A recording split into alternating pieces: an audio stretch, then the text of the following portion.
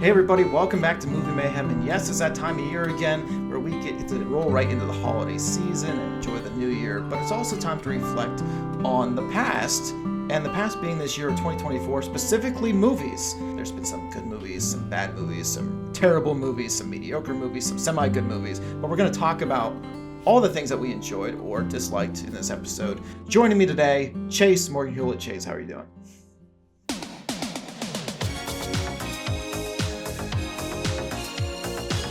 Good. How are you? I am keeping that intro, by the way, doing that. That's staying. I never know what to do with my body when you introduce me.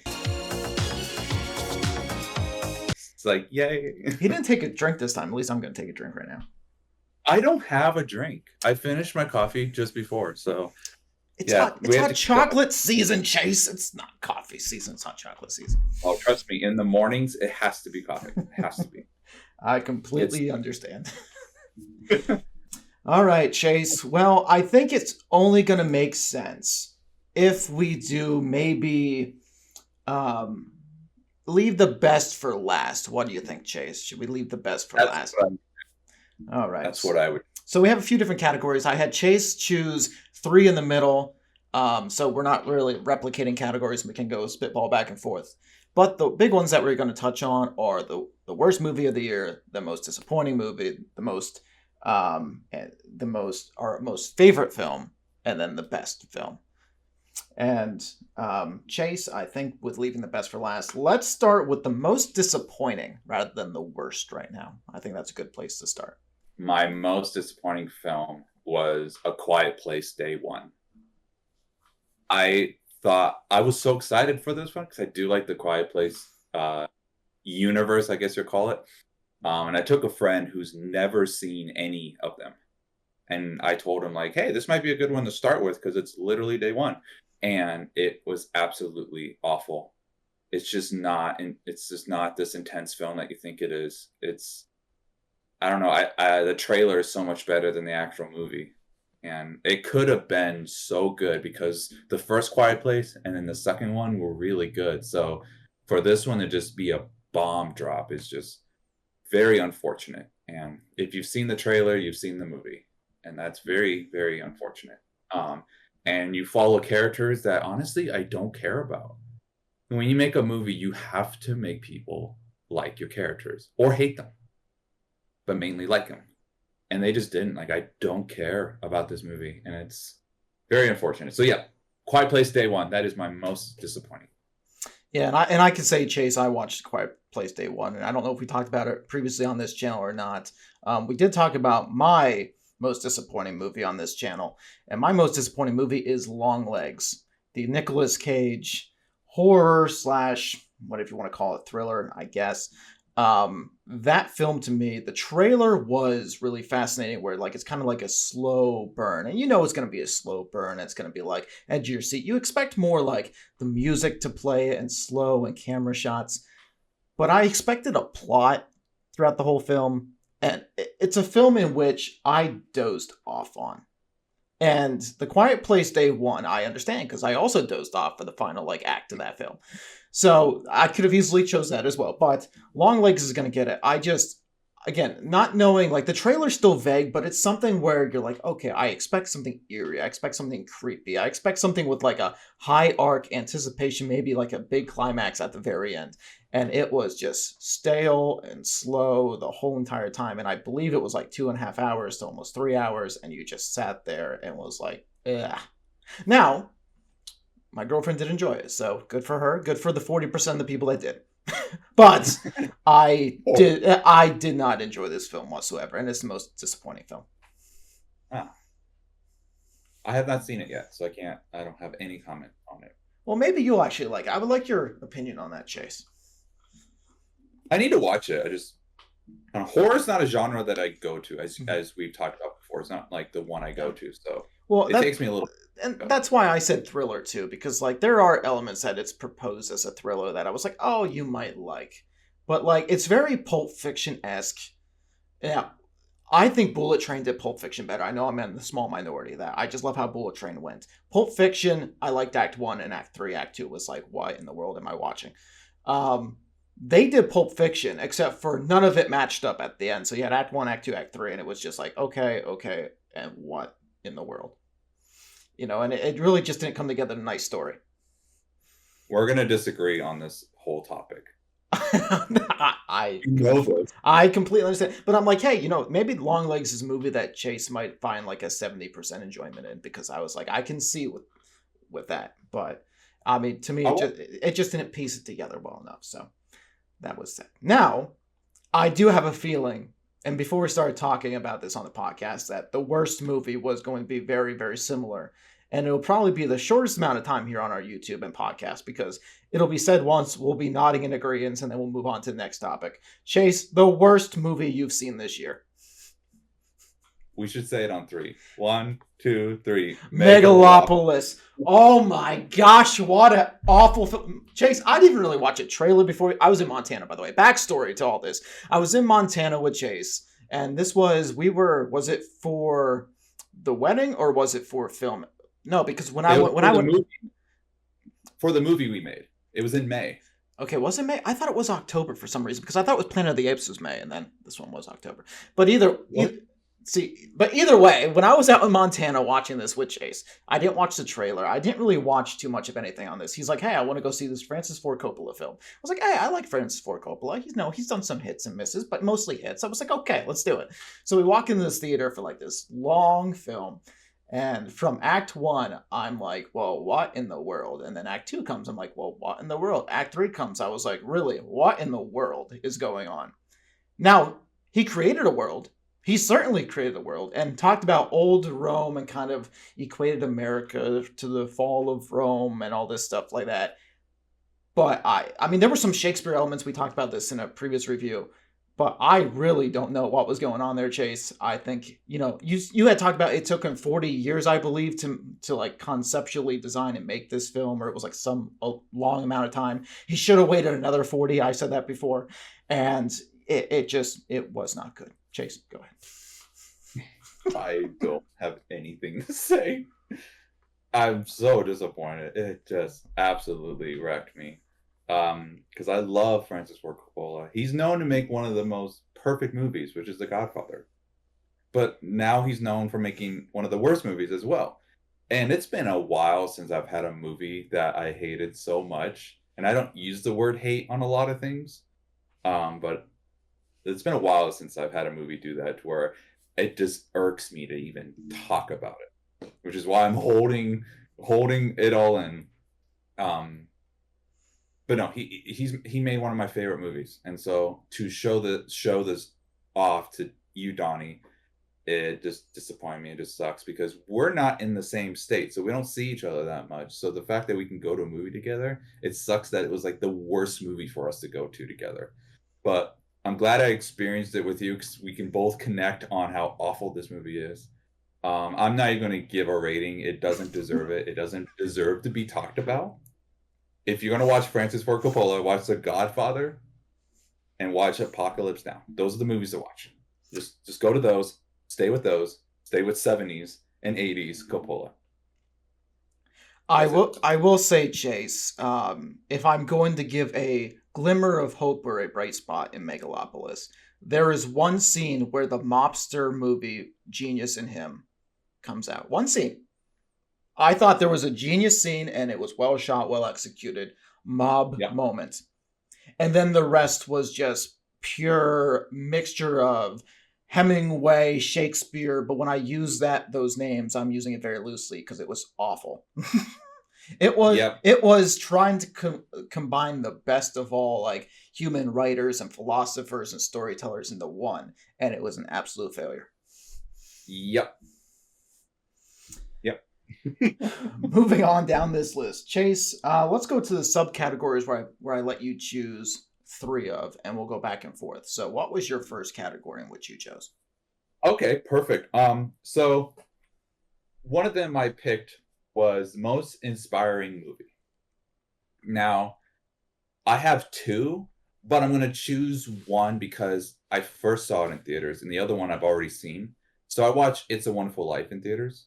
And it's one of my favorite. It is my favorite Christmas movie. I love that movie. It's so inspirational. We talked about it on the Golden Review. I took my friend Cole, who's never seen it before, so he got to see it in theaters for the first time, and he really liked it. He's like, "That was such a good movie," and it's an inspiring movie. If you haven't seen it, this is the time of year to watch it. But I'm not going to choose that one because I've seen it. The most inspiring movie that I've seen in theaters was The Boys in the Boat. I watched that on New Year's Day, and it is a very good movie. I think it's on Prime. I think it's on Prime. But anyway, it's just a good.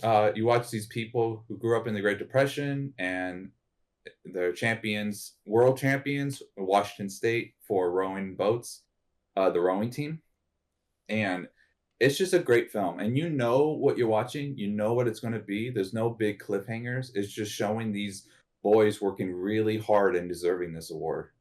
And you're watching this coach having a hard time with these kids, but then there's a love interest. It's a very simple film. It's not one to make you like really think. It's just watching these boys deserve this award, and it's really cool to films, they try to trick you and they try to have cliffhangers, or the climax is really crazy, but this film is just a steady beat, and it's just a really good film to watch. And I walked out of the theater smiling, like, that was really nice to watch. Nothing too crazy going on, no sex scene, no language, just very good film. And George Clooney directed it, and I thought he did an incredible job directing it. And I really urge anyone to go watch this movie, especially at like the new year. It's just a great film to watch for the beginning of this year, just to have a calm movie in theaters.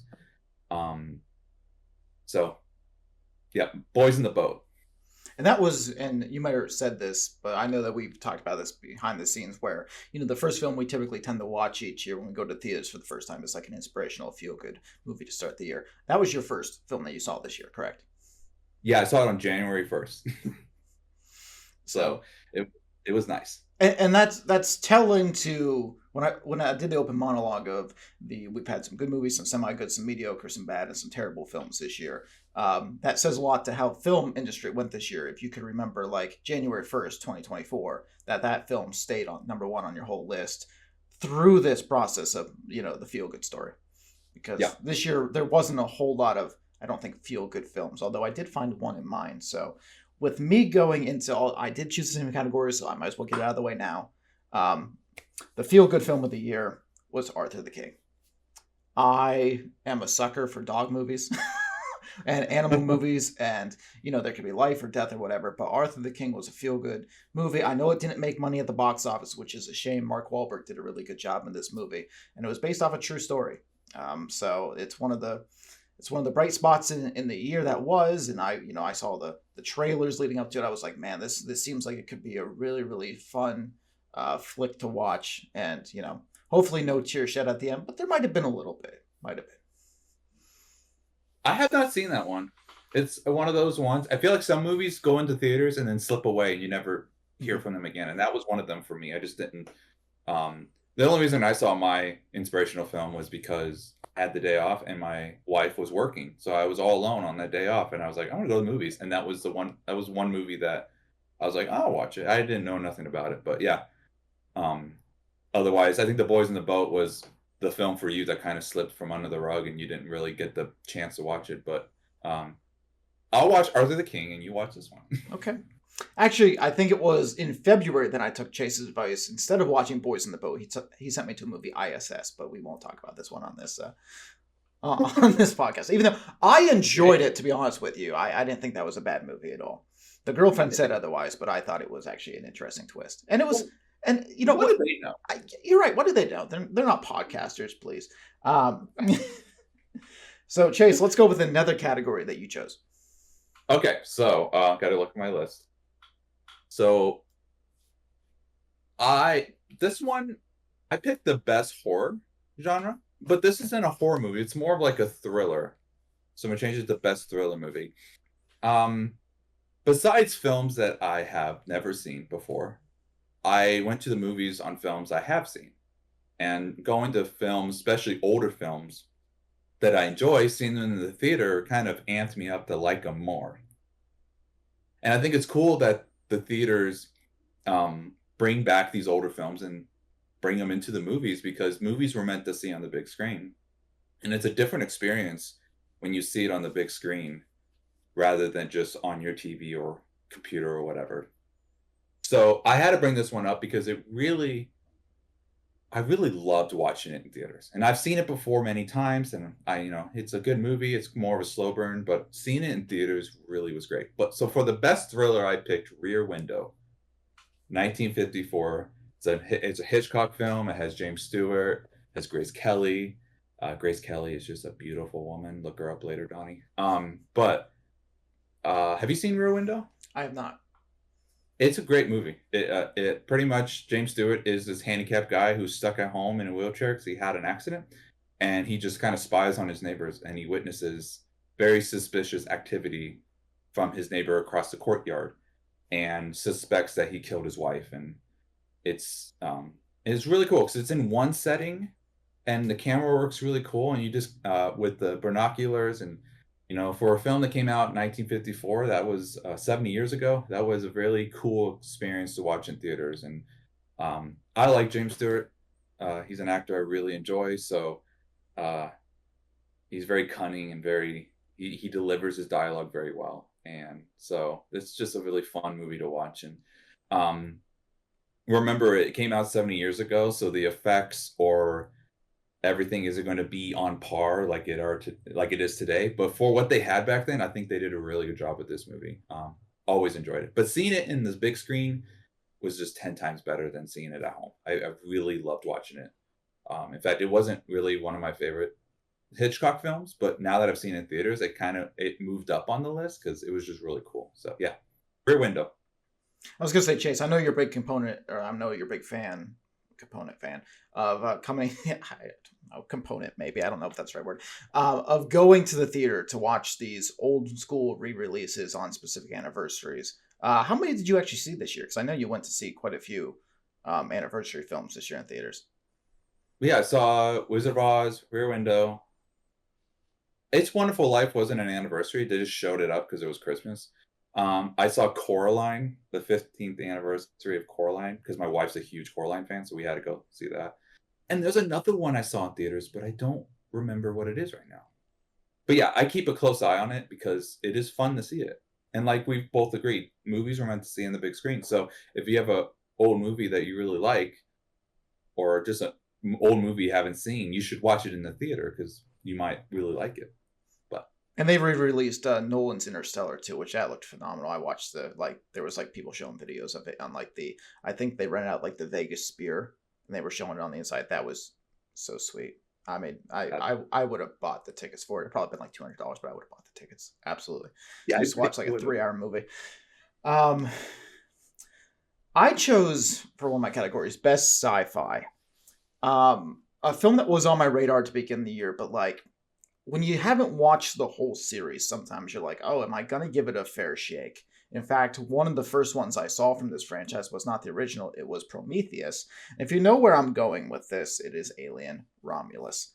Alien Romulus, when you talk about the old school 70s, 80s, 90s vibes, they always had a lot more ambience noise and a good way of showing smoke effects and really creating the sets and using less CGI. You know, whenever they made it real, they made it real. And watching behind the scenes of how they made some of the centipede kind of aliens that would like jump, and the fact that they put them on wheels and like they were remote controlled.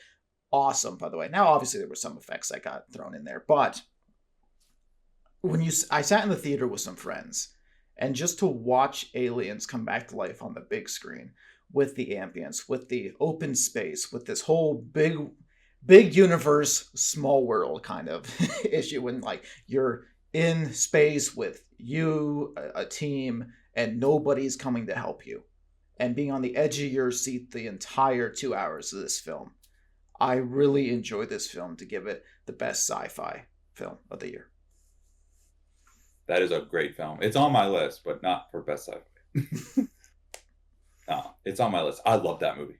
I love the alien movies in general, so any of them are good. I even enjoyed Prometheus as much as other people didn't like Prometheus. So I love that movie. I thought it did really good. I have friends that don't like that movie, but they're wrong because it's a really good movie. They're wrong. I agree, they're wrong because I actually really enjoyed this film. So Chase, let's go to one more on your list. What did you choose? All right, so I had to alter the categories again because I wanted to bring this film up, but you didn't have a category that matched it. And so instead of best sci-fi, I put best fantasy That's fine. because I really wanted to bring this up, and I've been looking forward to it all year, which was the Lord of the Rings, the War of the Rohirrim, the pretty much the Lord of the Rings anime. I I loved it. I thought it was so great. I love Lord of the Rings anyway. It's probably one of my favorite movie series. So anything that has to do with it besides Rings of Power, I enjoy. And this was really cool because it's about Helm's Deep and how it got its name. So it's connected to the series that we grew up with. And um, I've been getting into anime more. So the anime style didn't bother me at all. But I thought it was a really good film. I thought it was really fun to watch. I didn't really see the trailer, so going in, I had no idea really what I was getting myself into. But they did a really good job with how these characters look. You know, my wife said, "Why do all these characters look hot?" I'm like, "I know." Um, but they did a really good job with it. I thought they for anime style, it looked really cool. And you know, for Lord of the Rings, it's cool to kind of bring that style into that universe. And to hear the Lord of the Rings soundtrack again is really cool. I loved hearing that in theaters. It's like one of the best scores of all time, I think. And so I know you're not in anime like I am, but if you like Lord of the Rings and anime doesn't bother you, I would give this film a try.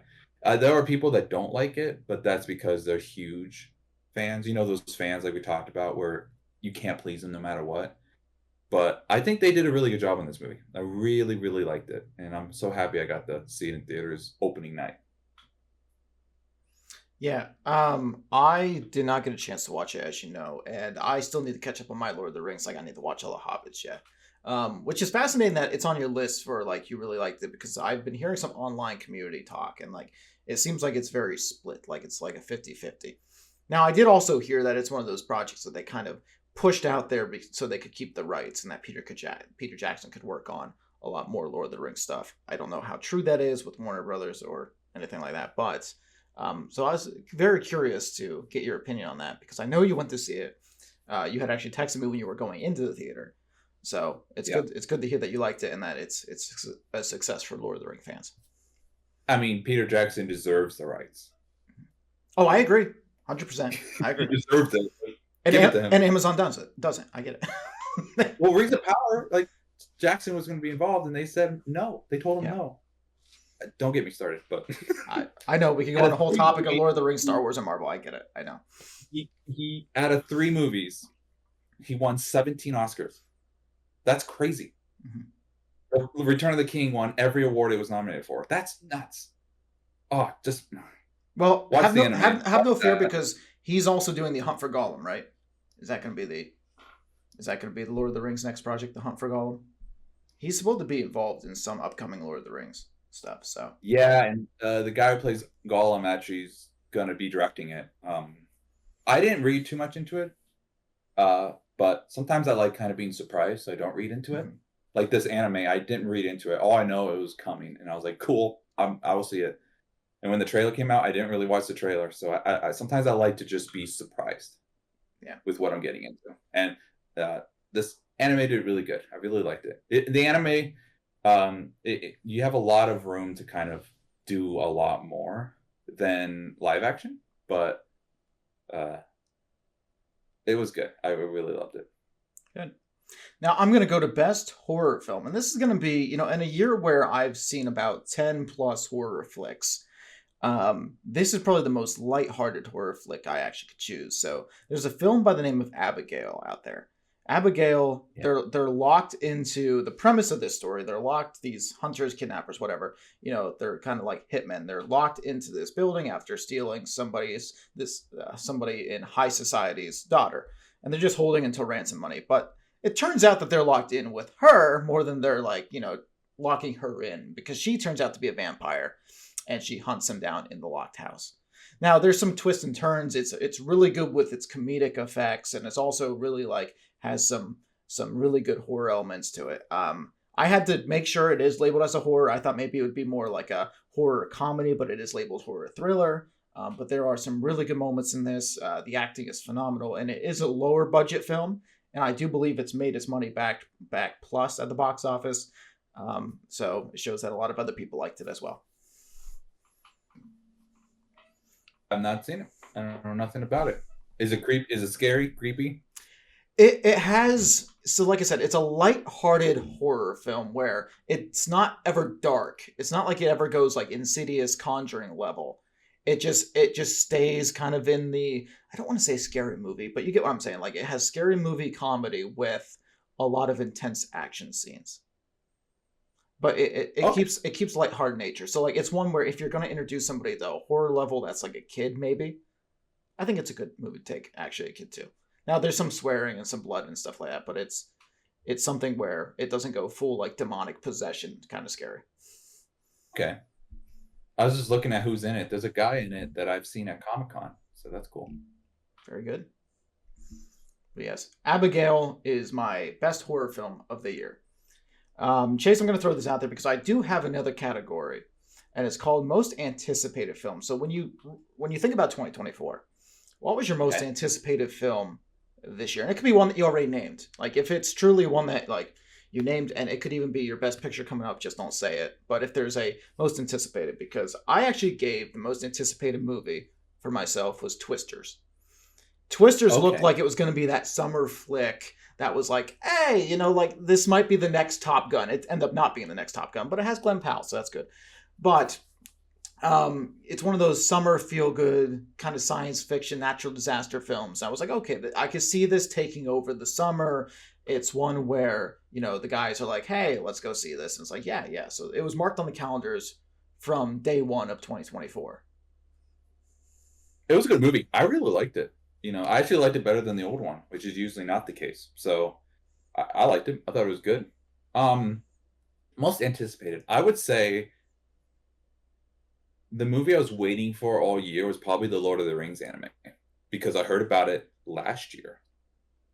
And so I think that would be the one that I was most anticipated for, honestly. See, I felt like that was a good time to ask that because I was almost 100% sure, because I know you were talking about the Lord of the Rings. I was like, I want to make sure that has its own category and can also be fit in there. Oh, yeah, that would be it. Now we're going to do favorite movie and then best movie. Okay. And granted, it could be the same if you want it to be. I can tell you that mine is not. It could be the same, but it's not. Mine is not. These last two categories were very difficult for me to pick. It was difficult for me too, because let me just say right now, best movie to me, like there was movies like last year where Oppenheimer was the best movie by far. Okay. Yeah. From a cinematic level, from a box office level, from a history level, best movie. Like, it was something where the Oscars would look for. This year, not so much with me, because I couldn't find that Oscar, like the one that like was the exact Oscar worthy film. But I did. Okay, well that's good. It could be I did. Boys in the Boat from day one. No, but I really had a hard time with this because I couldn't give my favorite film the best, but I also feel bad about giving the best when I couldn't find that Oscar-worthy performance this year, but it was still, box office-wise and everything else, was still the best for me. My favorite movie was directed by David Leitch, and it was The Fall Guy. Chase, you know that I talk about The Fall Guy a lot. I make references to it. I think it's a great film for filmmakers to just sit there, enjoy, give a little bit of nod to stuntman behind the scenes, but also craft a narrative where like it's a nice story of working in the film world and making an action plot around it. I thought that was really cool and creative, and I've watched it over and over and over. I've listened to the soundtrack many times and the songs that they use within it. And so that has to be my favorite film of 2024. I haven't seen it yet. Again, it's one of those movies that just kind of slipped from under me, and I just didn't get a chance to watch it. I would like to watch it, but is it on a streaming service? I don't have Netflix. It might be. I bought it through Prime, so I do have it on my Prime account, but I don't think it's free on Prime. I'll look it up really quick. I have not seen it yet, but I've heard it's really good. So, it's on Peacock, folks, if you have Peacock. Listen, who has Peacock? Chase, You are a big Ryan Gosling fan. I know you saw the Barbie movie about 5 times in theaters by yourself. I know, but you'll like this one a lot better. Promise me. I watched Barbie one time. I own it because of my wife, and I saw Oppenheimer instead. If I like Gosling, it's in Blade Runner. That would be my Gosling film. Okay. Not a bad choice either. But I haven't seen Fall Guy, so I will have to watch it. Definitely we need to make each other watch these movies. Well, there's a whole list because I know The Godfather's on my end, The Fall Guys on your end, and I'm sure the two that we mentioned in this podcast we got to jump back and forth on. So yeah, I will watch The Fall Guy. Chase, you could rent it. It would be easy. Yeah, you could probably rent it, and if you have Amazon, I don't know if you have Amazon Prime or not, like I do, but you could also what I do. Tips for anybody else: you can actually delay your packages for like $3 of online credit. So sometimes I just rent movies for free because it's always like $3.99 or like $2.99 or whatever to rent. Yeah. So sometimes I just delay packages 2 days anyway, and just take the free online credit from the store, and I just rent movies. That's smart. That's really smart. Yeah, I just rent them. I never buy on Amazon. I know you do. I never do that because I want the physical copy with me. Because the what if things crash, and I tell my friend this all the time, like because we disagree on I like physical media with like video games and he doesn't. And I'm like, yeah, but what if it crashed? Well, it won't. What if it does? Yeah. What if something happens? What if Amazon just crashes and everyone loses their stuff? You've lost like multiple movies. That happened to my uncle. He lost everything, and he had like hundreds of movies. And so I was like, this is why I like physical media. So no matter what happens, you have the physical disc. You will have the movie always. So, my favorite was a film that's already been mentioned, and that was Alien Romulus. I watched it alone. I watched it twice in theaters. I watched it just me, myself, and I watched it with my mother. And again, I've mentioned I like Alien. I love Alien movies in general, but this one, it brought back that nostalgic feel that I like, which I'm a big nostalgia guy, as you know.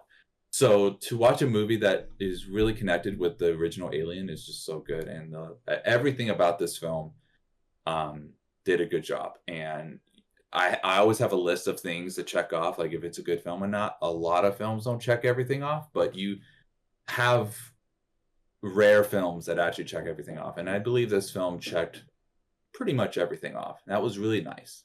So I really liked it. It just came out. I was hoping they'd have a steelbook collection, but I don't see it. So I told my wife, if I did not get it for Christmas, the next day I'm going to buy it. I'm going to Walmart and I'm getting a copy because I have to have a copy. I have all the other ones. I need to have this one. But it's nice when you have directors like the director of this film who love the old one and they can kind of bring back that. Because if you have someone who's a fan of something and then they recreate it or whatever, it's just so much better. It's amazing. So, and they have a lot more respect to the original. And so it's nice that Ridley Scott kind of handed it off to someone. And I think he did a good job because I think he directed the other ones. He did, in fact. So the fact that this is the first Alien film where he kind of just handed it off, I like that. I think it's good to give other people a chance. That could be very risky, but I think that they did a good job with this one. It's a very and the poster for it is very unnerving. And I love the poster. Just the red, that dark blood red. It's great. So yeah, Alien Romulus was my favorite film. And Ridley Scott had a big IP year too, because Gladiator 2 came out later in the year as well. So he definitely had a resurgence name wise. I don't know. Like I said, I don't know how involved he was with Alien Romulus, but we know he was involved with Gladiator 2. And I don't believe directed it. Well, there we go. That would be completely involved. Producer, director, writer. Chase, I don't think that Gladiator 2 makes your list here for best, I would imagine. Nope. So it doesn't. So with that being said, Chase, I think we're gonna move on to the final act, which is why everybody's tuning in here for our best movie of 2024. Chase, like I said, I couldn't find an Oppenheimer this year, but I don't think I need an Oppenheimer. And quite frankly, I was looking forward to Oppenheimer last year. So the fact that Oppenheimer ended up being the best film really is a testament to being like, hey, from the ads and from the previews I saw, to what transpired on screen was amazing across the board. This film wasn't very much so in the category this year. This film I was not looking forward to at all. I've talked about it on the channel.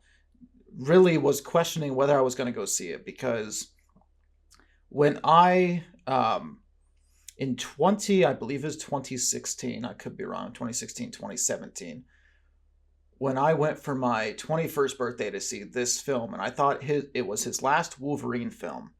I thought to myself, it ended on such a high note that why come back to the picture? Specifically, how Disney Marvel has been. So, I was not anticipating this film whatsoever this year. I wasn't looking forward to this film. But I gotta tell you, after watching it about 4 times in theaters, Chase, I think the best movie of the year is Deadpool Wolverine for me.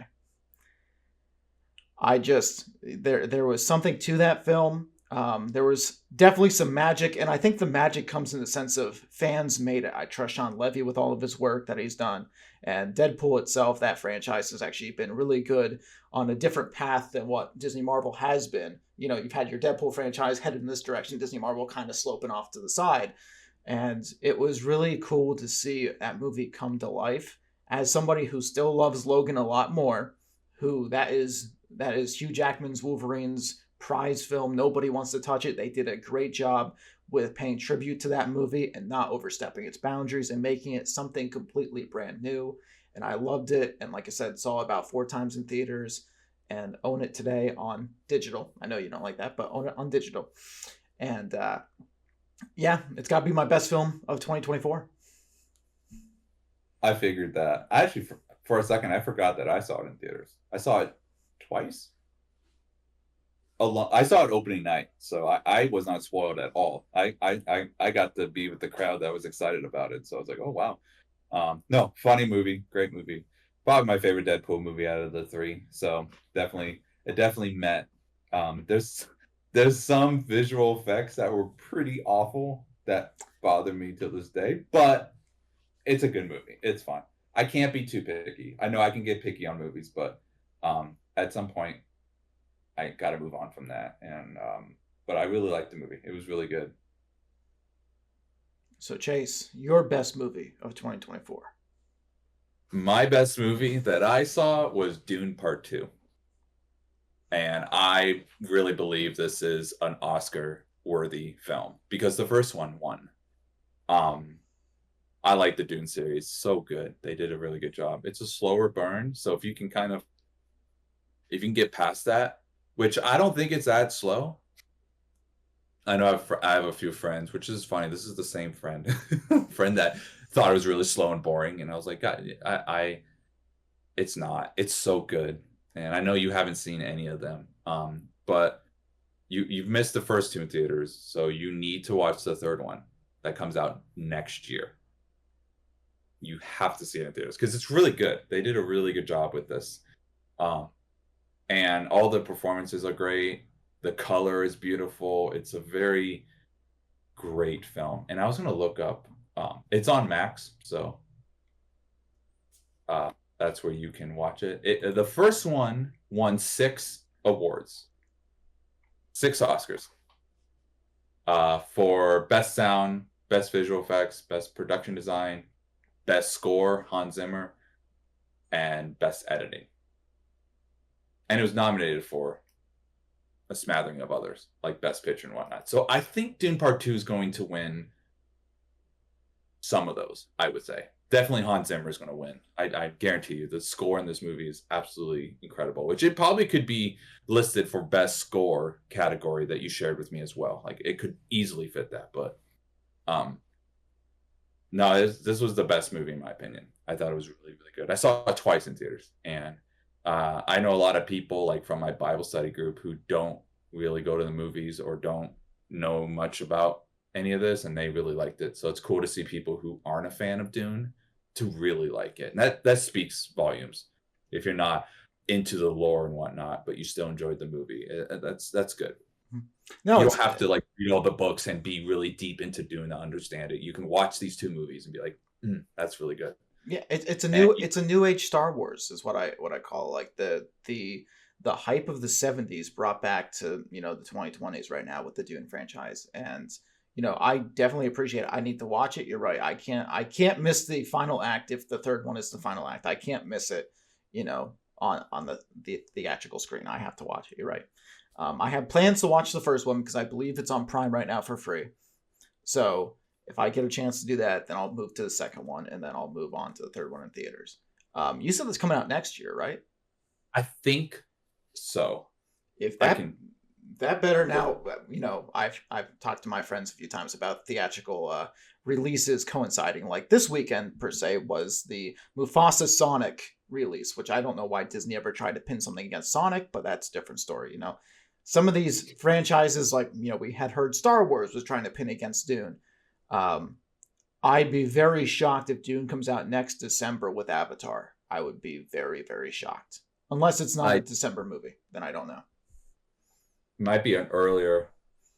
Right now, it's just called Dune Messiah. It's based on the Dune Messiah book. Same name. So it's in development right now. So it might not come out next year. Okay. But he is making Cleopatra.